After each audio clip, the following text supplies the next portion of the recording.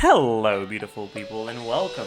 Hi to the pre-release analysis on the newest electro-charged focused gimmick support, Ineffa. She's an electro polearm character. Base HP 12,613, base attack 330, base defense 828. Defensive stats are pretty average. Crit rate ascension, as with other crit rate ascension characters, certain build options are potentially going to run into issues with crit rate overcap. So we'll have to keep that in the back of our mind, but other than that, let's take a look at the kit. Before we look at any of the abilities themselves, we need to look at one of the ascension passes. Moon Sign Benediction Assemblage Hub. When a party member triggers an electrocharged reaction, it will be converted to the Lunar Charged reaction. With every 100 attack that Ineffa has, increasing Lunar Charge's base damage by 0.7% up to a maximum of 14%. Reaching that amount of attack, since she is an attack scaler, is pretty trivial, so it's basically just Lunar Charge damage increased by 14%. Before we look at anything that Ineffa does, we need to talk about Lunar Charged. Lunar Charged retains certain properties from Electrocharged, namely, it allows for Hydro and Electro to coexist on an enemy at the same time, but it's got a few different properties as well.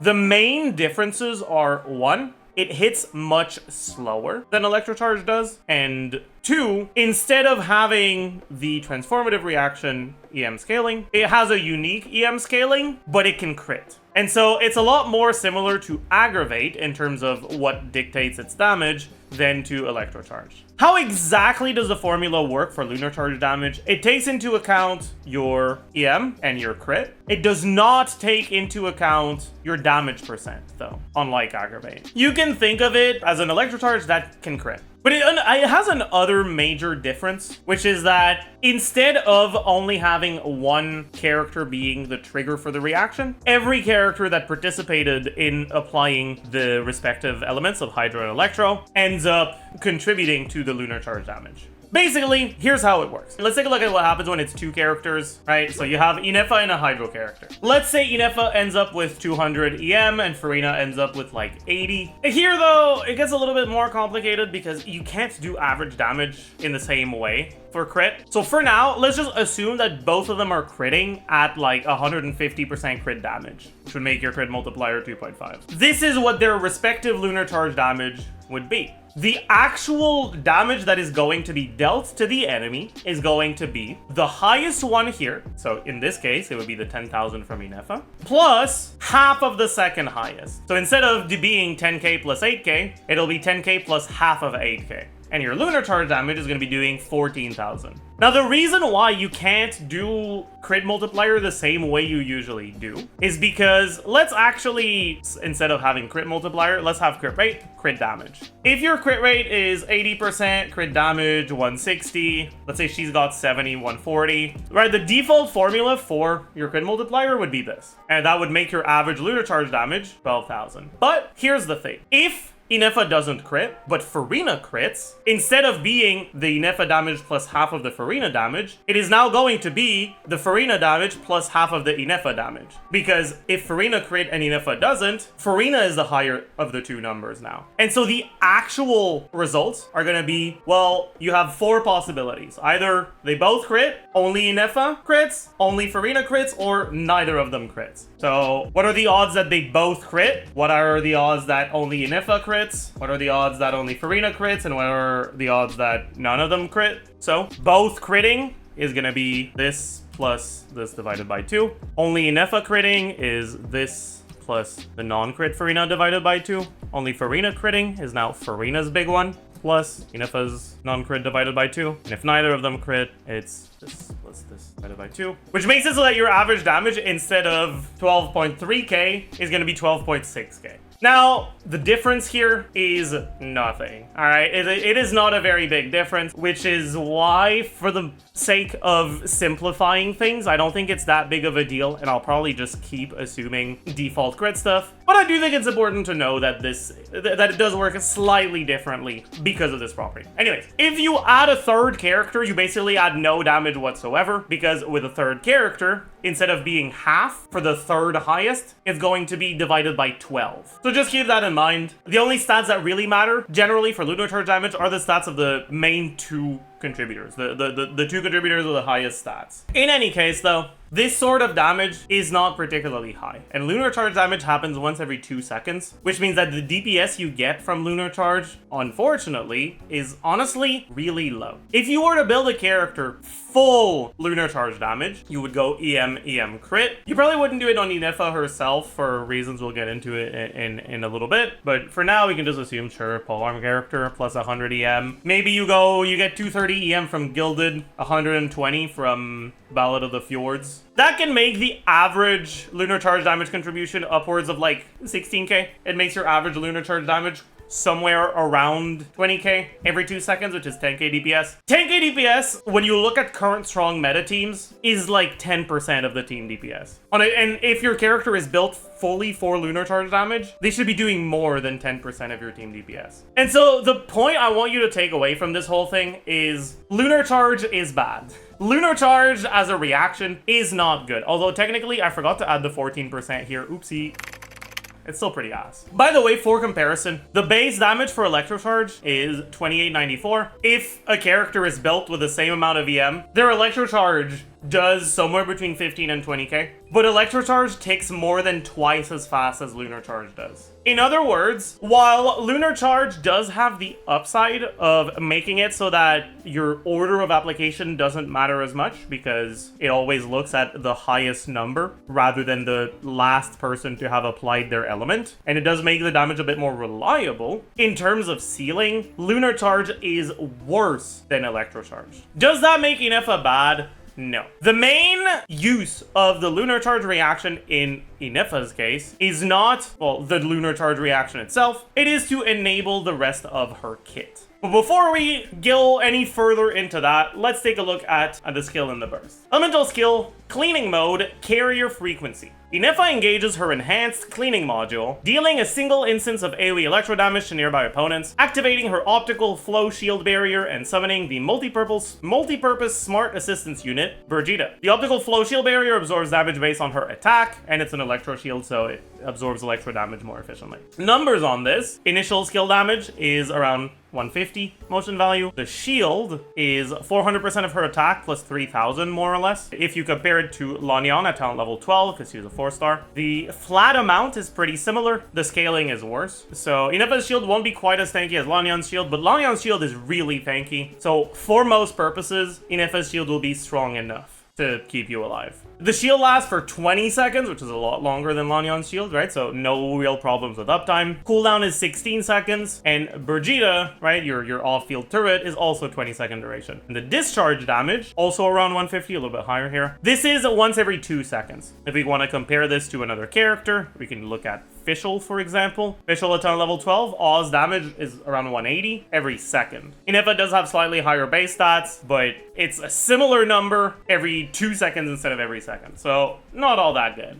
Elemental Burst! Supreme Instruction Cyclonic Exterminator. The multi-purpose smart assistance unit Brigida can use rocket punches to quickly clean up opponents. Ineffa shoots Brigida into the fray, dealing AoE electro damage and allowing Brigida to remain on the field. If Brigida is already on the field, having been summoned by Ineffa, this skill will resummon Brigida at the target location and reset her duration. And so the Fischl comparison also, right, stays very relevant here. Her burst effectively does the same thing as Fischl burst. It's something that does a little bit of damage, but where the main purpose of it is to refresh your skill duration. That being said, the damage on the burst is quite a bit higher than Fischl burst. This is similar to the scaling on Escoffier's burst, which is to say it doesn't feel bad to use, but it's also not all that like necessary to use, and the main purpose for it is not the damage that it does, but rather refreshing the skill and enabling this Ascension 4 passive. Panoramic Permutation Protocol. When using Elemental Burst, Supreme Instruction Cyclonic Exterminator, all your party members will gain the Parameter Permutation effect, which increases Ineffa and your active character's Elemental Mastery by 6% of her attack. In other words, after you burst for 20 seconds, you buff Ineffa's own EM and your on-fielder's EM. You might be thinking, oh, that means I can get a decent amount of EM on my Hydro Carry when I'm playing an Electro Charge team in order to make this Lunar Charge damage a little bit stronger. You're not wrong, but honestly, that is not the main use of this. The main reason why this is good is because Ineffa actually scales pretty well with EM for something we'll get into in a second. And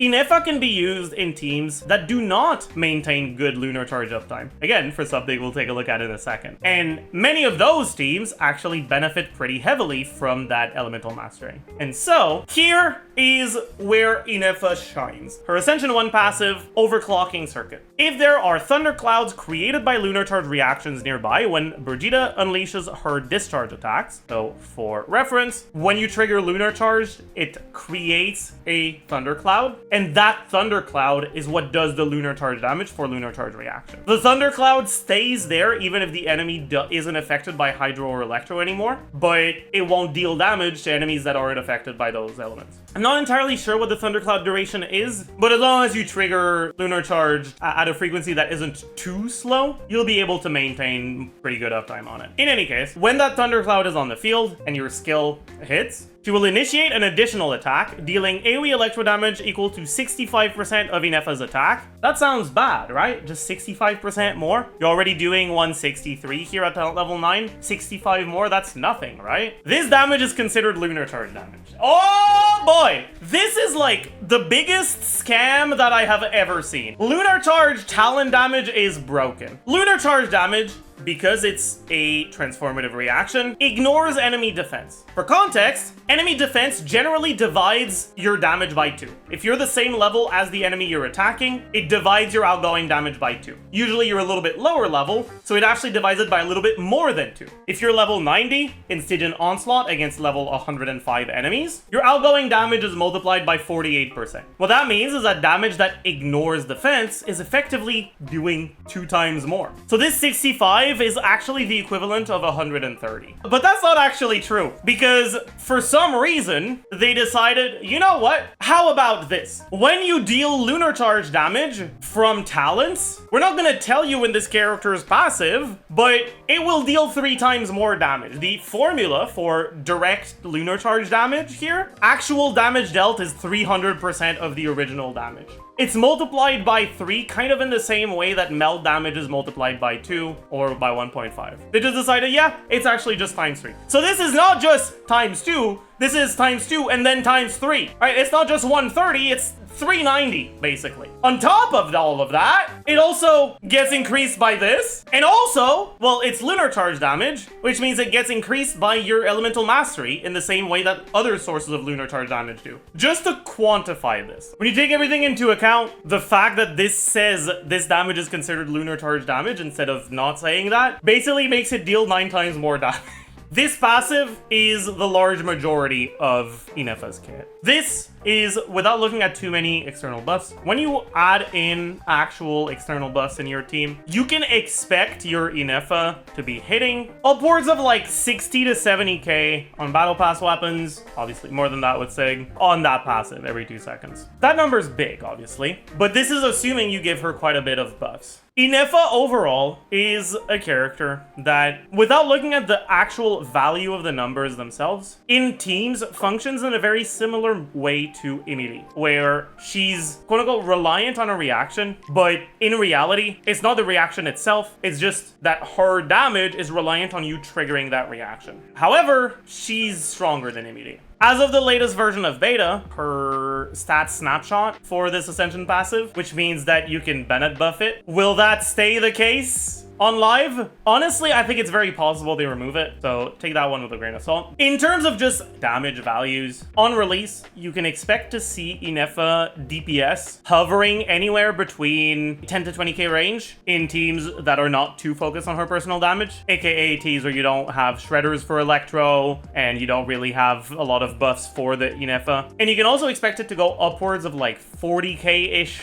in teams where your buffers do increase Ineffa's damage. That being said, that's not her ceiling. We'll talk about it a little bit more when we get to the artifacts that you can use on her, but I do want to give a quick mention. She doesn't have a good artifact set right now, and 6.0 is pretty much guaranteed to give us a new artifact set, and I think it's very likely that the new artifact sets we get are tailored to the Nod-Krai gimmicks, and so most likely that's going to make it so that Ineffa gets a much better damage set. When you look at her current damage sets, it's honestly really underwhelming. right? If you compare her current best damage set, which is generally going to be Gilded Dreams, to what if Ineffa was allowed to use Cinder City or could actually maintain good uptime on Marie-José, you realize, oh yeah, Gilded Dreams is really bad on her, you just don't have good options. And so if the Nod-Krai set is good on her, which I think is very likely, it is going to obviously make her personal damage quite a bit higher. We had a really sus leak on the 6.0 set that made it so that supposedly for Nod-Krai characters, it's, what was it, 56% crit value, split 50-50 between crit rate and crit damage, and 95 EM. Where the 2-piece was 95 EM and the 4-piece was the CV. And I did a lot of my calcs assuming something around that power level. On release, I think her best set by far is going to be TOM, because it's honestly not that much worse than Gilded for personal damage, and obviously it makes her shield stronger, and you get good uptime on buffing your on-fielder. But we'll talk about that a little bit more later, so don't you worry about that. Let's quickly talk about cons. So, C1, Rectifying Processor. When Ineffa activates her Optical Flow Shield Barrier, so basically all the time, because it lasts for 20 seconds. Increase Lunar Charge damage by 2.5% for every 100 attack, up to 50%. You already want to build at least 2,000 attack, so this is basically 50% Lunar Charge damage. From what I understand, this just adds on to your EM multiplier. So it's just, instead of +1 in the formula, it's +1.5. It's an alright constellation, but honestly, we still don't have a Lunar Charge focus carry, and we're supposed to get one in 6.0. And if that Lunar Charge focus carry actually does their damage through Lunar Charge talent damage, like Ineffa does, then this could be a lot bigger of a deal. For now, though, it's okay. Like, it's not great, but it's not bad either. Generally, this is a little bit worse than the R1, but in Ts with really high ER requirements, losing the Fav ER is actually a big deal, so C1 can actually be slightly better. C2, when she bursts, she gets an additional instance of damage, and the rest of the team gets a shield in co-op. But yeah, when she bursts, she gets 300 additional motion value, which sounds pretty bad until you realize, oh, that's Lunar Charge damage, right? So just like this 65 is actually doing a lot more than 65, that 300 is actually doing a lot more than 300.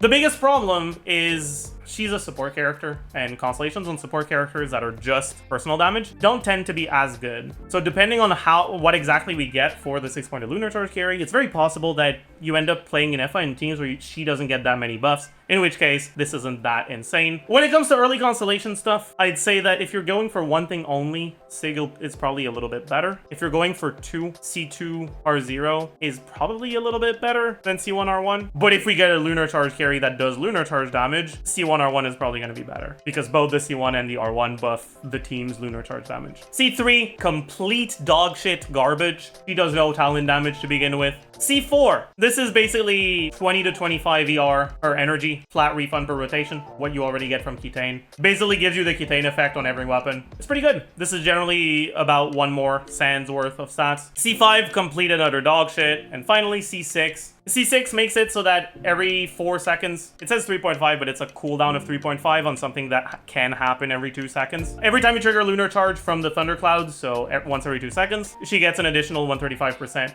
motion value. Now, this, unlike her Ascension passive, only works when the enemies are, like, affected by both Hydro and Electro. So it won't work on stuff like Arlecchino vape teams, for example. At least it won't work as well. But if you're going for C6, you probably want to play, like, pseudo carry Ineffa. This is 135% motion value every 4 seconds. This is 65 every 2 seconds. So it's basically giving you a copy of this. It's basically just giving you another Ascension 1 passive. Doesn't quite double her damage because the C2 gave you an additional source, but it's pretty solid constellation. All in all, the gap between C0 and C6 for Ineffa is... It's fairly high, but you also have to remember that she is, like I said, a support character. And so unless you're going out of your way to adjust your team for her, she's not doing the majority of your team's DPS. So a constellation that increases your damage by like 40% is not a team DPS increase of 40%. Like, I mean, if you got a constellation that increases Mavuika's damage by 40%, that would be a team DPS increase of 40%. For weapons, first off, we can talk about her new signature weapon, the Fractured Halo. Fractured Halo is a pretty solid weapon for her. One of the biggest upsides, I suppose, that Ineffa has is that she has access to quite a few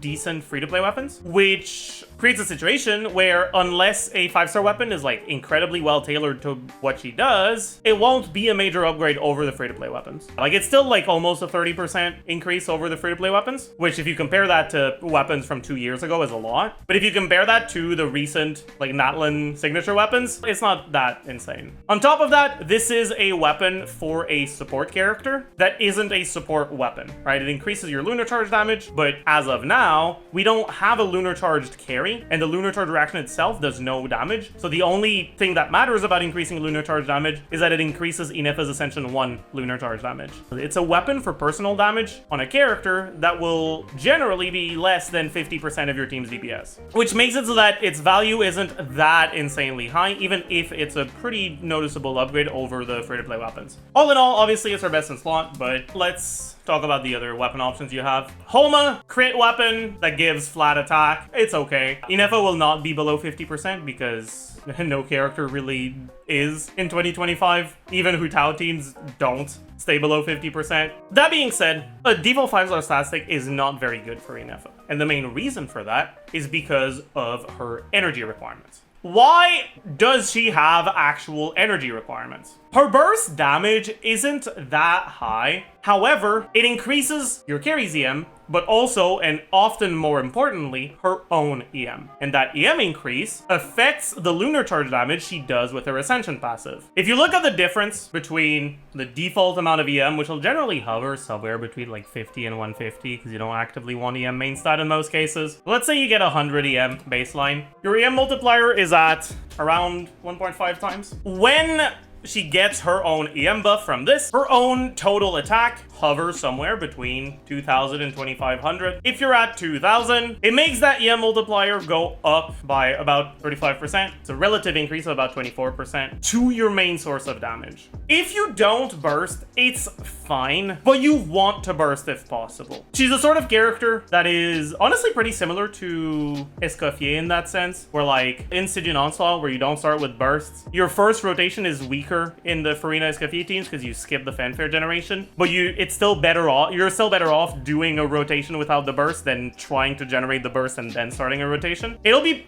pretty much the same for Ineffa, but you do want to get the burst, and most often it is worth sacrificing a little bit of damage in order to get your burst, because you get that damage back from the burst on top of buffing the EM of your carry, which if your carry cares about EM, which a lot of carries do with Ineffa, is going to be very significant. Anyways, the fact that she has noticeable ER requirements makes it so that weapons that give energy are pretty good. Because of that, those 5-star stat sticks that don't have like amazing passives, that just have like a throwaway 20-ish% attack, like what you see on Homa, like what you see on Lumidos Elegy, like what you see on the Fork, because their passive is a lot worse than the passives from the 4-star weapons that are good, despite having higher base stats by virtue of being 5-star weapons, aren't that much better. Generally, they hover between like 5% worse to 5% better. Because of that, in teams where you have actual ER requirements on Ineffa, these 5-star stat sticks, honestly, I probably wouldn't play them unless you don't want to craft the craftable weapons. Next is Calamity Queller. Calamity Queller could be a really good weapon for her if she didn't snapshot, but obviously she'd be worse if she didn't snapshot, but Calamity itself would be better. For now, it seems like she does snapshot, so unless that's changed, Calamity Queller is just pretty bad. Calamity Queller gives you attack that builds up over time after using skill, but that means that if it snapshots, you use skill, you have no stacks. And cool, you increase your attack after that, but your stats have already snapshot, so who cares? Now, you use her in a somewhat similar way to how you use Fischl, or at least you can, in the sense that you can go back to her to use your burst. And if you use your burst before 20 seconds, you get to snapshot the stats when they're buffed. Same if you end up reusing your skill before 20 seconds, because the skill cooldown is 16. But very often, you're gonna average about half uptime on your stacks. And then on top of that, she literally cannot get the doubled attack increase because she's always going to be on field when she uses her abilities, and that's when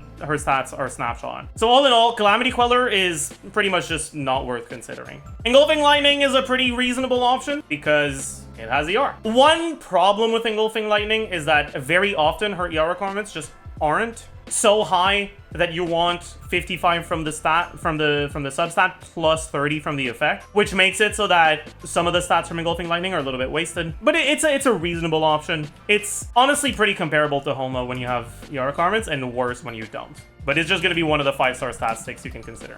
Next is Staff of Scarlet Sands, and this one's a weird one. If you just read the effect, the equipping character gains 52% of their EM as bonus attack. When an elemental skill hits, you gain an effect that increases this conversion by 20%, 28% up to 3 stacks. So a max stacks, this is what, 56 plus 136% of their EM as bonus attack. She snapshots, so that would be, you wouldn't get it on the first time you use skill, but the effect gets refreshed every time your skill hits, rather than only when you use the skill. So the second one is guaranteed to have it. But there is a problem. A few years ago, they made a change to the way that buffs work when they buff by a percentage of a stat. And they made it so that if you buff a stat by a percentage of another stat, for example, here, you buff your attack by a percentage of your EM, then if the character that receives the buff also buffs a stat by a percentage of a stat, like in Ineffa's case, buffing her EM by a percentage of her attack, the second buff looks at the stats without the first buff. They made it so that you can't get a recursive buffing cycle that just infinitely keeps rebuffing both stats. And it works both ways, so neither of the buffs benefit from the other buffs. Now, the thing with Ineffa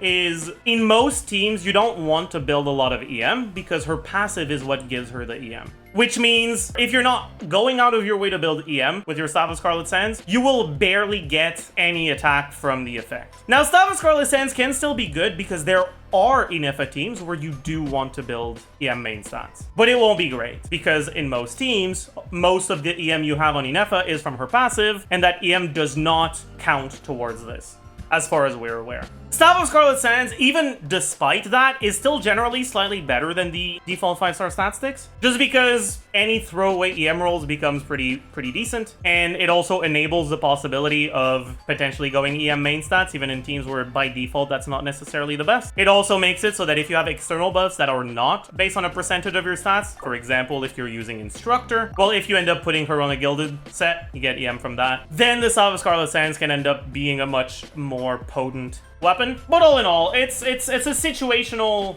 good 5-star stat stick. Just when it comes to base stats, generally you see high crit rate and you're like, that's good. But in Ineffa's case, low base attack, high crit isn't really better than high base attack, low crit, unless you're going out of your way to get a lot of flat attack buffs. So there's quite a few teams where this stat ratio is not that favorable for her. It's just pretty similar to high base attack, low crit. Next is Deathmatch. Deathmatch is like the default option that a lot of people have and just use as a throwaway weapon on most of their characters. It works on Ineffa, but very often it's not actually better than the free-to-play options. And when it is, it's generally better if you have low ER requirements than the free-to-play weapons that don't give energy. But when you have high ER requirements, generally it's pretty similar, if not worse. Kitain Crossspear is actually a really good weapon for her. On a lot of characters, Kitain Crossspear isn't that great because it's high base attack, low EM, and a lot of the characters that want Kitain Crossspear are characters who would rather just have a lot of EM on low base attack because, like Toma, for example, where you want to trigger Burgeon, and the base attack doesn't matter. Ineffa is a character that cares about both her attack and her EM. In terms of how you want to build her, you can think of her very similarly to how you want to build a vape character. Most of her damage is attack scaling damage that gets increased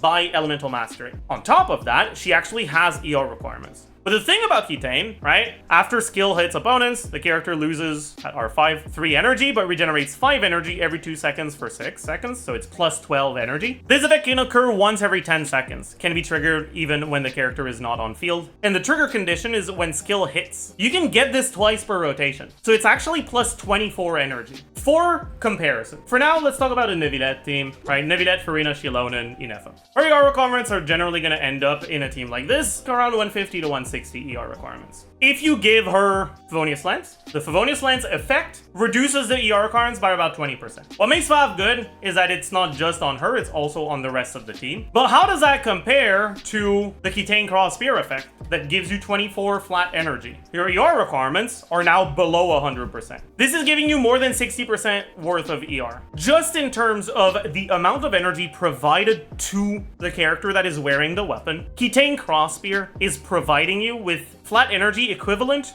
to somewhere between 50 and like 100% ER, which is insane. On top of that, Ineffa is not a character that needs to skill and burst like both at once when she swaps in, which means that losing energy when you use skill doesn't prevent you from doing the base combo you'd want to do, like it does on Toma, for example, where Kitain forces you to QE instead of EQ. 60% ER, right, which is what it's giving in this scenario, although in practice it's more like 50, right? But even just 50% ER, that's what you get from a sense. That's the equivalent of 46.6% attack. In terms of amount of stats provided by the effect, it's one full sense, basically, worth of stats, or more. Anyways, Kitain is not like an insane broken weapon on Ineffa, but it is a pretty good one and a very solid free-to-play option. Just in terms of amount of stats provided, it's really nice. And Kitain is the main reason why so many of these 5-star weapons are just kind of whatever, unless you're playing in teams that have really low ER requirements. It also gives skill damage, but that does not matter at all. No one cares about the skill damage. It's like 1% more DPS on Ineffa because most of her damage is not skill damage. Anyways, Kitain Cross Spear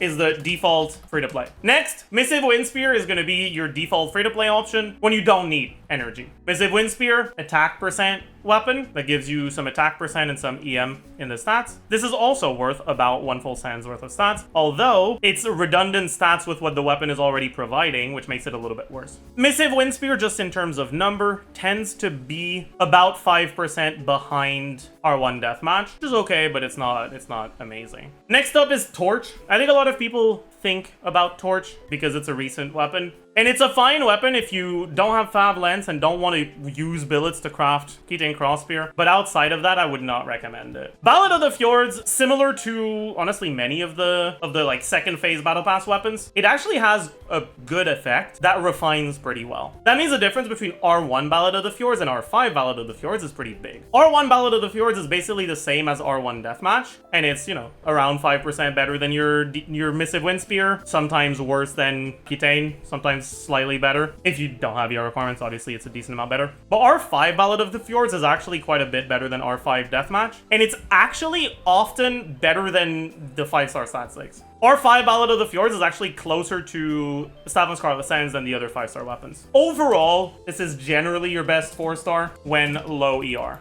Does that mean you should get an R5 Ballad of the Fjords? No. But if you're someone who got R5 Ballad of the Fjords because you think that it's funny to put R5 Ballad of the Fjords on EM Raiden, or you got it for like Harlequino or something, it's pretty good. Although do keep in mind you need 3 elements on your team for the effect to activate, so it won't work if you're doing only 2 elements, if you have like double Hydro, double Electro. And finally, last but not least is Fav Lens. As many of you may have already guessed, just use Fav Lens, man. Fav Lens is great, Fav Lens is amazing, everyone loves Fav Lens. Technically, your personal damage on Ineffa will be slightly higher with Kitain Cross Spear than it will be with Fav Lens. But in most situations, the additional particles that you get from Fav Lens increase your team's damage by reducing the rest of your team's ER requirements more than Kitain does. The biggest problem here is that, honestly, Fav Lens is the best weapon in the game now. Like, at this point, it just is. There are way too many characters that need Fav Lens, especially once Ineffa comes out. Let me show you what your teams can end up looking like.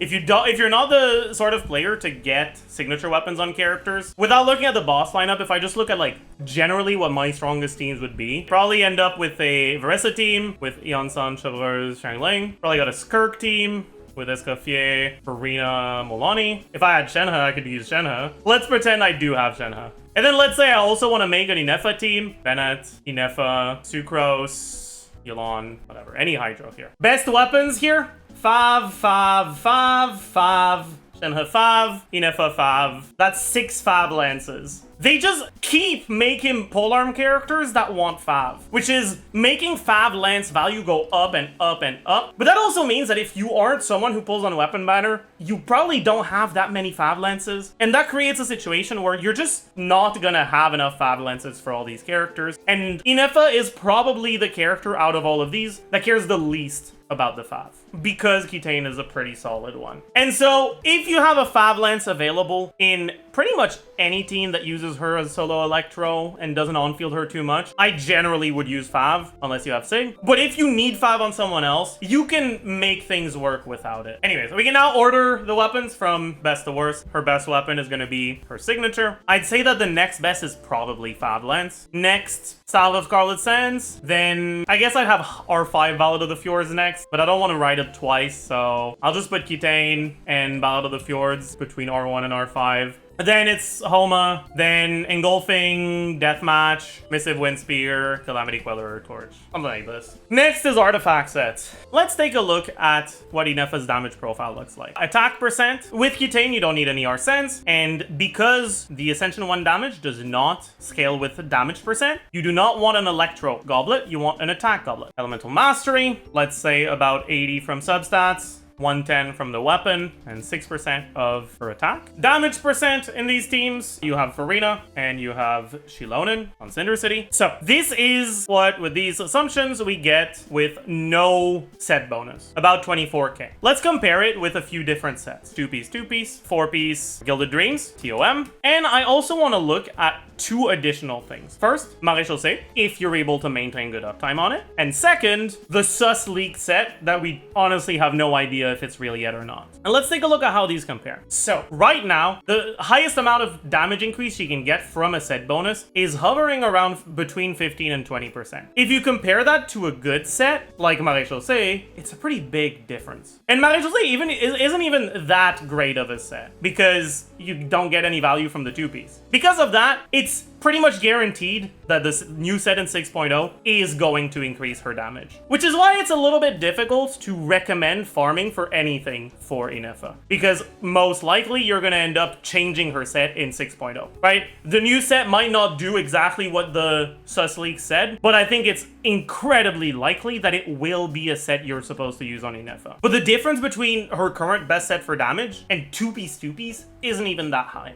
Right now, I'd say that your best bet is to just give her a TOM set if you have a good one, and if you don't, just give her something that just has good artifacts with 2-piece. Or, if you end up playing her on field, which is something you can do, you can go Maréchaussée. But if you're someone who plans on actually going hard on Ineffa, you actually like her, you want to get her, you want to play her, don't farm any set for her yet, just wait until 6.0. So, artifact sets, 4-piece TOM is current best in slot for most cases. In that Neuvillette team that I mentioned earlier, it obviously wouldn't be the best because no other character scales with attack, but pretty much any team that has another character that scales with attack, you would rather use TOM. And then obviously TOM gives you shield strength, which is going to be more comfortable. Otherwise, 4-piece Gilded, 2-piece, fine, and 4-piece Maréchaussée, good with Farina if you're on fielding her. 4-piece, 6.0, that's what you actually want.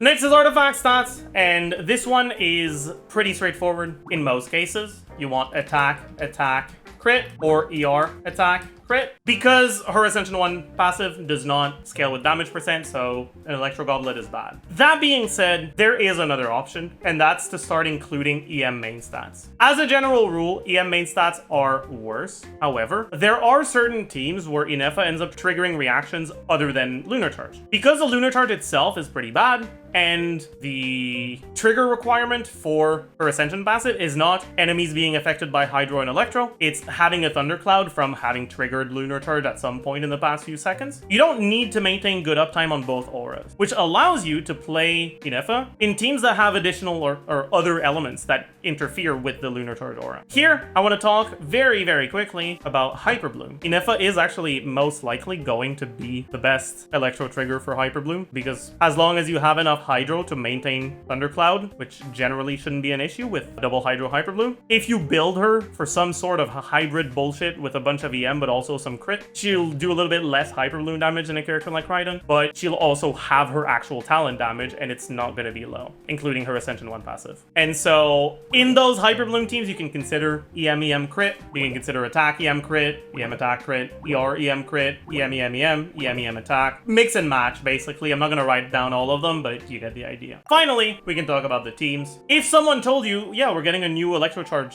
focused character, off-fielder, I think a lot of people would assume by default that, well, that's a Taser character. Unironically, no. Ineffa is a character that's actually pretty versatile. The only real requirement is you need to have a Hydro character to enable her Ascension passive. But she doesn't gain anything from additional Hydro and Electro characters once you already have one Hydro plus her. Because the Lunar Charge reaction damage isn't very high, and adding more triggers to it, well, the third trigger's damage is divided by 12, so it's pretty worthless. And so you'd rather have characters that buff the damage you're already doing, or have a lot of personal damage themselves, obviously. But there's no real strict requirement for what element those characters have to be, as long as there is some form of synergy. So obviously, there's gonna be the option to go Taser. When you go Taser with Ineffa, because it is looking like she snapshots, there's going to be a lot of situations where using Bennett as your last option instead of a second Hydro or a second Electro will just be better. Because the amount of damage you get from Bennett buffing Ineffa is generally more than the damage you'd get from another damage dealer. But it's still a Taser team where you're on-fielding something like Sucrose, you just end up having Bennett on your Taser team. You can do something like Yansan, but big problem with Yansan, a lot of her value is in damage percent buffs, and Ineffa doesn't care about the damage percent very much.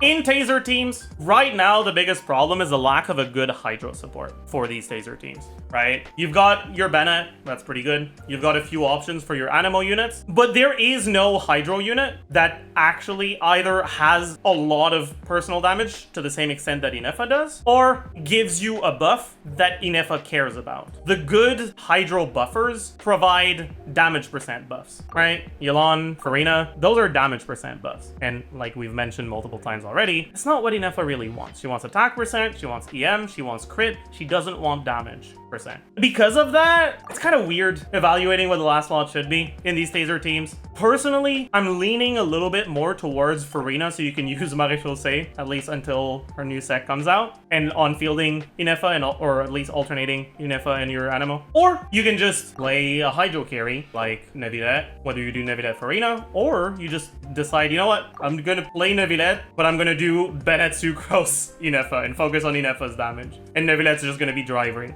the team. Might as well go TTDS Nevilette at that point. True. You can also use pretty much any Hydro character, right? You can use Kokomi, you can use Ayato. And because these are teams where you're not getting that many buffs on Nevilette, if that's who you're using, you actually end up in a situation where Nevilette isn't that much better than those random-ass Hydro characters. He is better, but he's not that much better. Which means that a lot of the Hydro characters that have felt pretty bad to play lately, I mean, they got some options with Escoffier, enabling them to get wheelchaired and freeze teams, but they're also now going to be able to get wheelchaired and Taser teams by Ineffa. All in all, though, the nerf that Ineffa got to her Ascension 1 passive that made it go from 80 to 65%, I think it hit the teams that focus on Ineffa's damage the hardest, right? Teams that use Bennett Sucrose Ineffa plus 1 Hydro are the ones that took the biggest hit from that. I was actually calcing Ineffa, like on-field Ineffa carry teams above 100k. That's not the case anymore. In any case, Taser is not her only option. Other options that you have is, I've already mentioned, Hyperbloom. For Hyperbloom, though, you need to have double Hydro. One Hydro, if your Dendro is Nehida, is not enough to end up wiping away the Dendro aura, which means you won't be able to re-trigger Lunar Charge and therefore obtain the Thundercloud, which is going to mean that your Ineffa does not deal additional damage from her A1, right? The Ascension 1 only procs when there's a Thundercloud on field. So you need 2 Hydros. You need to be able to get through that Dendro and maintain a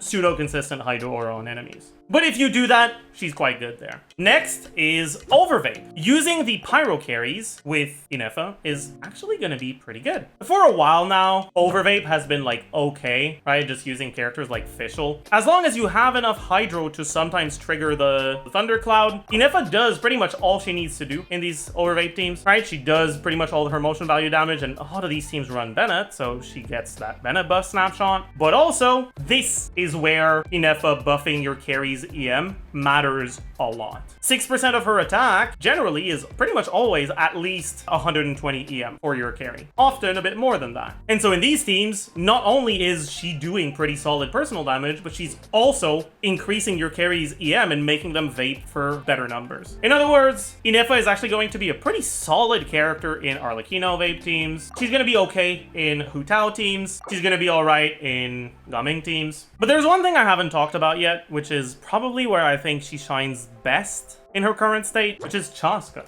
Chasca is a character who, by design, kind of has a lot of different options. She can go for a lot of different archetypes, as long as those archetypes have like swirlable characters in them. You can do freeze Chasca, you can do vape Chasca, you can do melt Chasca. The biggest problem with Chasca teams currently is that you often end up having to choose between using the very, very strong current characters and the characters that have good synergy with Chasca. A lot of the strong current characters just don't have the best synergy with Chasca, right? You look at Chasca's current strongest teams, and it's generally stuff like Bennett, Mavuika, Silali, and barely swap to Chasca. Or play freeze with Escoffier, but Escoffier is doing a lot less than she should because Chasca is not Hydro or Cryo. Ineffa creates a scenario where if you use Bennett, Ineffa, Hydro, generally Farina, you get a vape carry that can use VV to increase Ineffa's damage, and also has pretty solid personal damage themselves. And that creates a scenario where you actually have a pretty solid Chasca team where it feels like everyone's working well together. Now, you might be hearing VV Chasca and thinking, sacrilege, blasphemy, heresy, but it just is what it is. To be fair, you can also put her on Codex and it's not even that much worse, but this is indeed going to be one of your solid choices. You can use her with Mavuika, but the biggest problem with using her with Mavuika is the lack of Hydro characters that are Natlan and can provide Hydro for Mavuika. So you end up with no Fighting Spirit generation, which is pretty sus. You can do something like Eon-san, Elon maybe, like it works, but it's not ideal. Generally, you're better off with the other pyro carries. Ineffa is also a pretty viable option for Varesa teams, just because her numbers are just good enough to justify being usable in pretty much any team that fulfills her requirement of having a Hydro character. She won't be better than Eon-san, but she won't be that much worse either, which means when you have bosses that want you to use Electro Charge or Lunar Charge, like the upcoming Cactus that is going to be in the next Siege Onslaught, the best Varesa team for that is going to be with Ineffa. All in all, Ineffa looks like she's going to be fairly strong. Ineffa is a sort of character that is pretty decent for like newer accounts that don't have that many strong teams yet, as like a way to give you direction. But also, if the upcoming Nod-Krai characters aren't reliant on her, then I don't know if I see her staying all that relevant in the long term.